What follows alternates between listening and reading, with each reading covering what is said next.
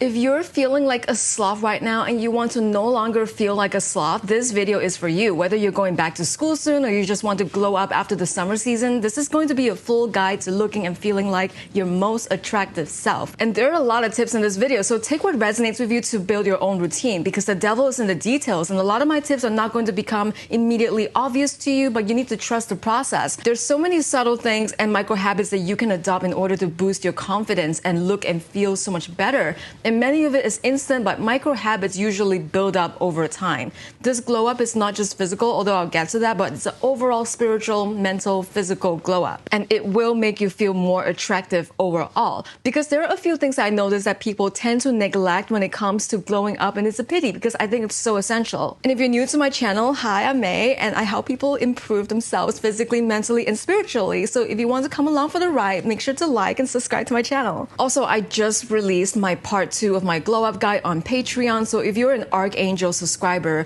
this month I'm letting you guys have access to both part 1 and part 2. So if you want early access to my videos, Q&As, notes, and my random thoughts for Patreon members, you can subscribe to my Patreon community. But specifically for the monthly guides that I release, it's going to be for the Archangel tier. And I promise you guys part 2 of the glow up guide is going to be a huge one. So check it out. Okay, so I wanted to start with a couple of instant micro habits that add to a certain je ne sais quoi, a type of subtle seduction, if you will, because after a certain point, attractiveness alone will not give you that it factor. Little things like smelling good and being clean, it makes you feel instantly more attractive, and that's how people will perceive you. Making sure that your nails are clean, you don't have dirt all over you, but also smelling good or even amazing tends to be overlooked severely. Or, you know, God forbid, smelling bad can really take away aura points, okay, and physically drive people away. You would think this is a given, right? But not everyone actually considers it. Like, please consider it as a thing and do not skip it. Good hygiene is half the battle won, because you can't just mask an existing problem. So I would start there with things like taking regular showers, using deodorant if you notice issues with body odor, and things like underarm exfoliating can also help you with BO, and regularly switching deodorant brands, because apparently our bodies can get used to the chemistry and it loses its effectiveness after a while, so we need to keep it guessing to keep smelling good. Dental hygiene is also super important, because bad breath and rotting teeth is just a no-no.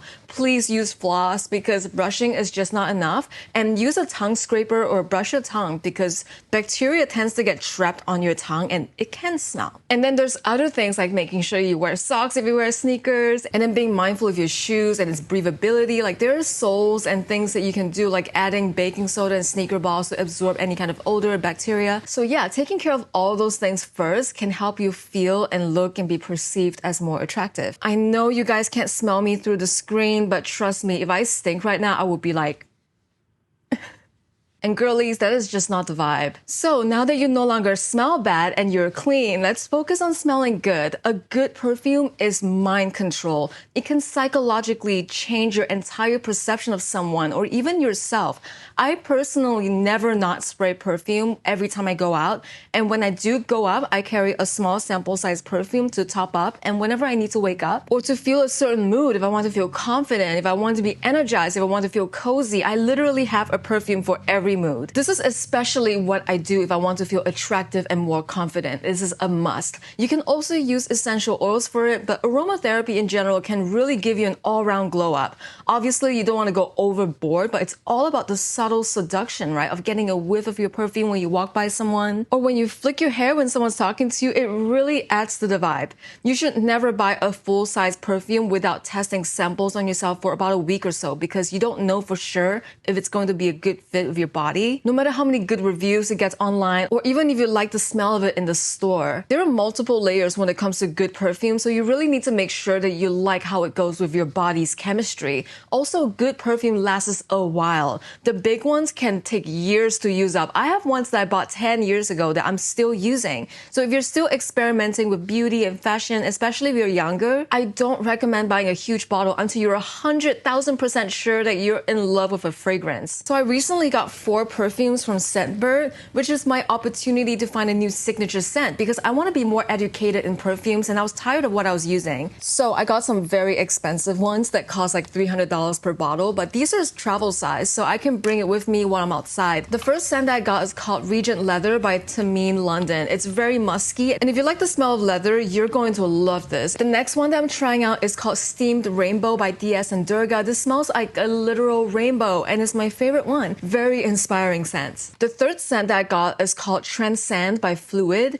and it's very sweet and floral, very playful and flirty, and it's a very girly perfume, very that girl. I actually sprayed this one on right before I filmed this video. And then lastly, I have Diamond Dreams by Judith Ripka. This is also very floral and citrusy, but it's very magnetic and feminine. Like, I would describe it as the divine feminine perfume. So let me tell you guys a bit more about Scentbird. So it's a very easy way to gain access to hundreds of perfumes and find your signature scent. So you get to try the first fragrance from Scentbird for only $8 through my code for you guys in the description, and then your next month will be only $16.95. You also get to try on different scents and educate yourself on perfumery and learning about different brands and notes and things like that, so that once you find your signature perfume, you can commit to it. So if you're interested in trying out Scentbird, you can use my code MAYALICE or the link below in the description to get 55% off at Scentbird. You can get the product for half the price, so that's just $8, which is very affordable. And thank you so much to Scentbird for sponsoring this video. Another mannerism that I picked up on through my glow up journey is called the doe eye gaze.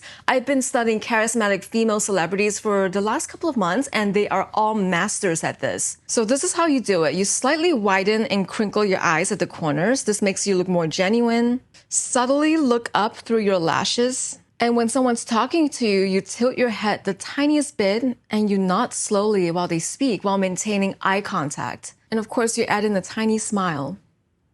I think it's a bit hard for me to demonstrate this because I feel like I'm doing this all the time. One of the celebrities I noticed that masters this is the actress Emilia Clarke. She's the master of facial expressions with subtle control. And what's nice about her is that she flickers it on and off between her other kinds of expressions, and she only does it while someone else is talking. Because whoever is talking, their eyes are on her, so it makes it feel a lot more genuine. It gives off the aura like you are the only person in the room that actually matters to her, which is incredibly powerful. And that's a super attractive quality to have. She also has a very innocent and sweet vibe and gaze that gives off a very youthful and playful vibe. There's another type of eye gaze that's super seductive and subtle, and it's called the siren eye gaze. Someone is hearing me, someone is recognizing what I'm trying to do, so yeah. No, I mean, I'm sorry. What do you feel in terms of like... So if you saw in that video, Jhené Aiko does it super well, amazingly, a bit less subtle compared to the doe eyes, and it gives it a bit more of a flirtatious and sexy vibe. Her head tilt is a bit more pronounced and her eyes are more narrowed, so she's giving you the bedroom eyes. This oozes sexiness and charisma, and obviously the interviewer was just stumbling all over his words and he's just tripping all over her and he lost his mind for a second. It's so subtle, but it's so powerful. So let's work on your presence. There are things that can add to your overall presentation and vibe that people might not automatically associate with a glow up, but it's definitely a certain type of glow up energy. For example, these might include checking the way that you carry yourself. You can be the prettiest girl in the room, but if your personality is terrible, it's going to override everything else. And no one will think that you're iconic, even if you do your siren eyes or whatever. And this is coming from someone who used to work in NYC nightlife, and I met all kinds of people, club kids, beautiful people trying to be famous. The people with a terrible and rude personality will never be well liked, and kindness and sweetness is really rare. So if you're a radiant person who's also kind and sweet, people will be like, wow, that girl is amazing. It truly will go a long way. At that point, your looks don't even matter. I really like this quote from Roald Dahl. A person who had good thoughts cannot ever be ugly. You can have a wonky nose, a crooked mouth, double chin, and stick out teeth, but if you have good thoughts, it can shine out of your face like sunbeams and you will always look lovely. So I was actually made fun of by a commentary YouTuber for saying that, and saying that being rude and mean makes you ugly, and that truly beautiful people do not do this. And I meant this like, even if you're physically attractive, if you're mean and you're rude and you bully people and you're a gossip and you're just like a terrible human being, you're not going to be beautiful. And I still stand by 1000%. Being a genuinely sweet and kind person will take you a long way, and it will cost you nothing. And it's going to be one of the most valuable habits that you can have. So practice being an empathic listener, learn how to validate other people emotionally, find ways to add value to the lives of those people that you care about, and become the best version of yourself so that your beauty can radiate from within. Also, whether you wear heels or not, having an elegant stride in any kind of shoe will make you look very graceful. If you have a long neck, wear clothes that will complement your neckline. If you watch the way that ballet dancers move as they perform, they make every movement with grace, even with the way that they turn their head or they lift their hands. When I paid more attention to my body and how it moved, I did my best to work with what I had and to put an effort to move gracefully. So keep your chin up, posture straight, and handle your body with grace because it really shows a lot of self-respect. I would actually recommend filming videos of yourself doing everyday things like eating, talking to someone else, walking, to see if you have any kind of mannerisms that you might not be aware of that could be making you less attractive in the way that you perceive yourself. And this can be a very jarring exercise, but it will be super helpful. I changed my presence so much ever since I started filming videos for YouTube because I became more aware of myself. And my partner can also vouch for the eating thing because he filmed himself eating one time and he looked back at the video and he was like, I had no idea I chewed like that. Guys, you can't win at life if you don't know yourself. This is a fact. It's also a very solid technique to gain more self-awareness, and it's kind of like seeing yourself outside of your own body. I also started to film myself on a time lapse while I'm working, and I would notice myself slouching a lot, and it's really helpful to notice all of these little things that you wouldn't otherwise identify with. But these are also the type of things that you have no idea that you're doing, so that you can gain the self-awareness to fix it. Another thing that really adds to the glow-up attractiveness effect that isn't super obvious and is very easily implemented is to have a very warm and clear speaking voice. So I spoke about this in detail in my video about how to become more articulate and speak like a pro, but the way that you talk really adds to the way that you present yourself. I sometimes see a lot of people who are very beautiful, but when they start talking, they're cracking an uneven voice or their meek voice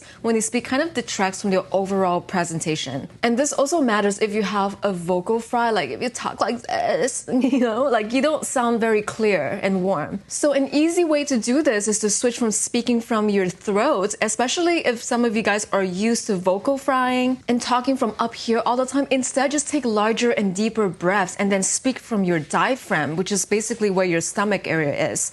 Literally press on your abs when you speak so you're sounding more powerful with your speaking voice. You're also low-key doing an ab workout for your core, and working out your core helps you feel more secure and stable and more comfortable with yourself. So that's 2 birds with 1 stone. Actually 3 birds, because a strong core helps your posture as well. I promise you're literally going to sound more confident and powerful, and you're going to have an amazing aura. People are going to listen to you more when you speak instead of being up here and sounding meek and small like a mouse. Which there really isn't any problem with that, but when I used to sound like that in a group conversation, for example, nobody would hear me speak and everyone else would just talk all over me. And then I would feel terrible and not confident. So this is a very simple hack to make sure that you're being heard. So in terms of building more attractiveness through your charisma and magnetism, they were all actually in fact created by our energy and the way that we focus our attention to ourselves and towards other people. This is really important to the overall image that we're trying to portray, and it's designed so that it's something that always comes naturally. Some charismatic people, mainly leaders, they develop it from coaching and practicing.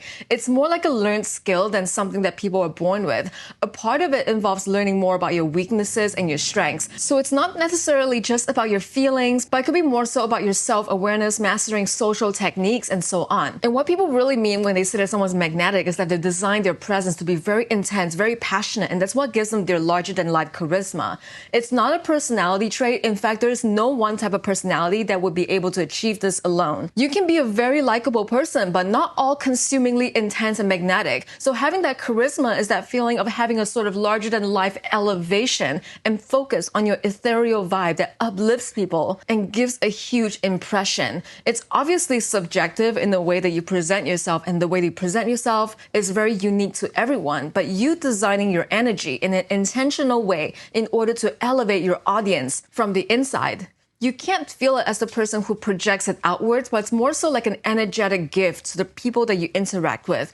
And they give you back positive feedback, like they will reciprocate a similar vibe, for example. This is all just energy that you're putting out and something that you can really create by embodying it. And you can feel it back in return by the way people you interact with reflects it back onto you. But you need to be the one to take the initiative and lead people, or else you're going to be swayed by everyone's random energy and you're going to get lost in it. So if you're not sure where to start, you can visualize a bright light hugging your body in a blanket. When you go out and when you interact socially, take on a general curiosity to everything around you. You truly have to feel that vibe and radiate your charisma and your confidence from within. Even if you don't believe that you're deserving of charisma and magnetism and attractiveness, it's a learned skill that you can pick up with techniques and self-awareness. I can talk about charisma and confidence and magnetism all day long, so I'll make more videos about this down the line. But if you're more interested in a deeper dive, you can watch my video about how to become more magnetic by shifting your energy. So good communication skills will also make you more attractive, and a good micro habit that I can recommend is to have a list of go-to conversation starters. So if you're not sure what to say next, you already have this list in your head, and you can use that to generate even more conversations. I'm going to make a list of conversation starters for my Patreon subscribers, so you guys can keep a lookout for that. A good hair care routine or hairstyle can completely change someone's looks.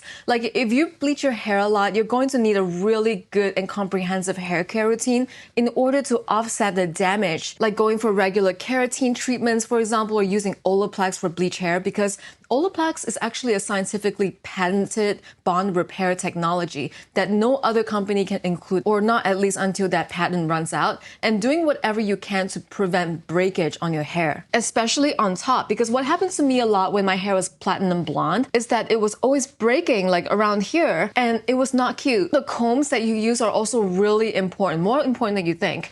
And it will depend on your hair type. Like for example, I've been using a detangling brush, but recently switched over to a boar hair brush. And it makes my hair so silky and so shiny. The way that you comb your hair matters as well. Like don't yank your hair out aggressively. Be really gentle and work slowly from your ends to your scalp. But when I use my boar hairbrush specifically, I like to do that first and then go from the top to the bottom to spread the natural oils from my scalp to my ends. And boar brushes do that really well, and it can also spread your hair products super evenly. Like if you use a serum or a leave-on hair conditioner, for example, obviously make sure that your hairstyle flatters your face shape and it harmonizes with your features. And if you're due for a touch-up, make sure to do that as well. Hair is technically dead once it grows out of your scalp, so all that we're doing is actually preserving our hair as much as possible. I like to wear a silk bonnet as well, or a cap when I sleep. I do this every night, and I do not wake up with a messy bird's nest in the back of my head that I need to detangle and comb up when I wake up. So it's one of the biggest reasons why I can grow my hair this long and keep it healthy. And my personal beauty favorite recently is a gua sha or jade roller. I've been using gua sha recently, and I've definitely become facially more attractive. I used to have a rounder, younger, and cuter face, so to speak, and gua sha has removed the puffiness from my face and revealing the structure of my cheekbones and giving my face more definition. But if you already have a skinny or more gaunt face, this might not change that much for you, and you need to keep it up in order to maintain your results. I've also mentioned facial yoga before in my previous videos. You can find this very easily on YouTube, like facial yoga as well as facial massages. I do a daily lymph draining massage on my face for a few minutes every morning. It doesn't take a long time. It's part of my routine. I do this after I apply my moisturizer, so I'm not tugging on anything, and my face is moisturized and it's slipping and sliding. Also, when you apply skin products, use your fourth and fifth finger and be really gentle on your face and make sure that you're applying it upwards. Same goes for when you're touching your face, upward motions only to keep your face looking tight. I used to rub my eyes really aggressively and just rub my face all over, but that's not really the best thing to do, and you don't want to drag it downwards.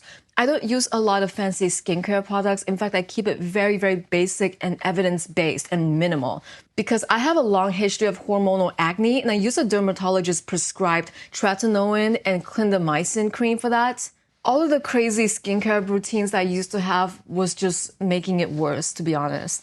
And I never mix my active ingredients, meaning acids that address specific concerns, things like BHA, AHA, retinol, azelaic acid, things like that.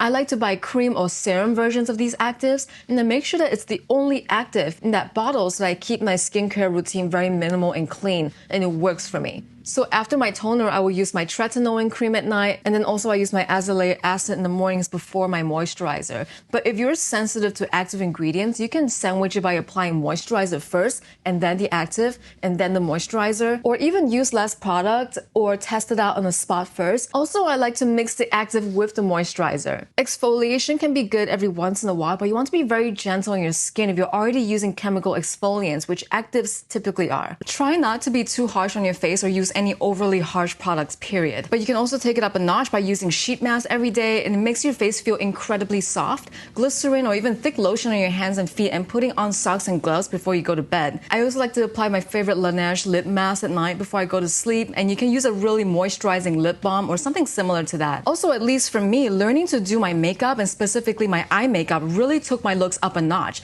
I do the full works, okay? Layered eyeshadow, winged eyeliner, mascara on my bottom lashes, highlight and shadow under my bottom lashes, very tasteful false lashes, nothing that's too much for my eyes. There are girls who look extremely beautiful with big dolly lashes, but I have smaller eyes and that's just gonna eat it up, you know? So I need to play it up and lift my lashes in a very subtle way. I put on a very minimal amount of foundation, like as little as I can get away with, and it's usually around my nose or my mouth area, and I like to contour with my blush. A few of you guys asked me what I do with my lips. I don't have lip filler or anything like that. I was born with this, but there's also nothing wrong with cosmetic procedures, you guys, because low-key I'm looking to get something done down the line, and I'll tell you more about it later. Anyway, when it comes to my lips, I like to contour my lip line with blush that matches the color of my lips. You can also do the same thing with lip liner and it will last longer, but you blend it out a little bit with a brush so that you can give your lips more dimension, and it makes a huge difference for me. And I top that off with lipstick and then a lip gloss.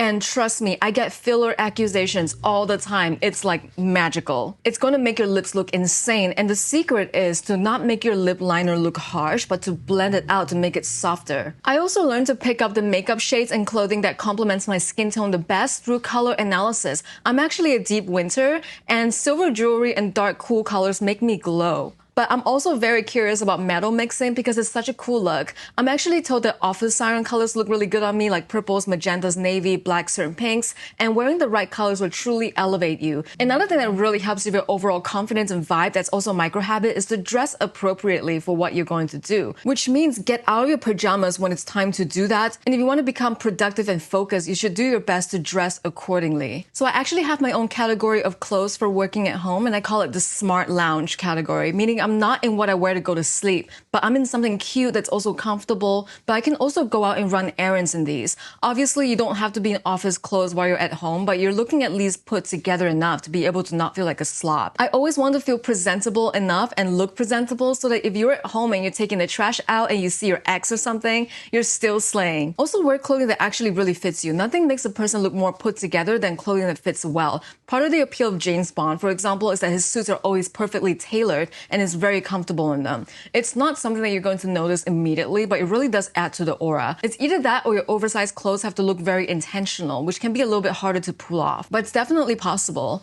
I have pants that are way too long for me, and I always wear platforms with those to create the illusion of longer legs. So this is the part where you need to become aware of what actually suits you and what doesn't. Even with the stuff that looks oversized on me, I always bring them to the tailor so they look perfectly oversized. There's a thin line that you can write with baggy fits that make you look either very cool or very sloppy. So conversely, an otherwise attractive person in clothing that's a very poor fit, either too tight or too big, will make them look like a slob. One of Hollywood's easiest techniques when they try to make an attractive person look less attractive is to put them in clothes that don't fit. Another thing that I notice with dressing and fashion that can make you look more mysterious is to dress a bit more modestly and conservatively. And I'm saying this as I'm wearing like strappy tops. Also, guys, it's really hot in my room right now and it's summer, so you gotta give me a bit of a break. But there's something so mysterious about the contrast of a drop-dead gorgeous, pretty face with a covered up body of equally beautiful clothes. Do what's best for you, but I also tend to advocate for the more classy presentation as opposed to like you're giving everything away to the imagination, right? Add some subtle, dainty jewelry and you will stand out more, especially if you live in a more Western country where most hot girls are always showing off everything, they're wearing a big everything and leave nothing to the imagination. There's absolutely nothing wrong with that. I used to dress that way when I was younger and I sometimes still do when it's hot outside, like for example, like right now. But the key is really really through contrast, it creates a very magnetic attraction. But really, I also think that the most important stuff by far is to make sure that your diet and exercise are dialed all the way in. Limit processed foods, overly salted, overly sugary foods, eating lots of lean meats or meats with healthy fats like salmon, for example. For your skin, for your hair, also lots of fruit and vegetables, gut-healthy foods can really glow up your skin. Even just having a bit of Greek yogurt in the morning will make a difference. And I try to cut back on alcohol. Drinking alcohol can really change your face and your body. So try and minimize alcohol usage if you can. I actually Google search quitting alcohol before and afters, and the difference in the way that people glow up after quitting alcohol is huge. And depending on how much you drink, obviously you want to be careful if you drink a lot, to slowly taper it off, because this can be a micro habit for some and potentially a bigger issue for others. I don't drink anymore, but I try and reduce any kind of drinking to less than once a month or only on special occasions. It also dehydrates you severely, which is why when I drink, I always make sure to have a glass of water while I'm drinking. And I'm also low-key allergic to alcohol, you guys. I shouldn't even be drinking at all because my liver pumps extra hard and I feel my entire body just trying to purge out the alcohol as soon as it lands in my stomach.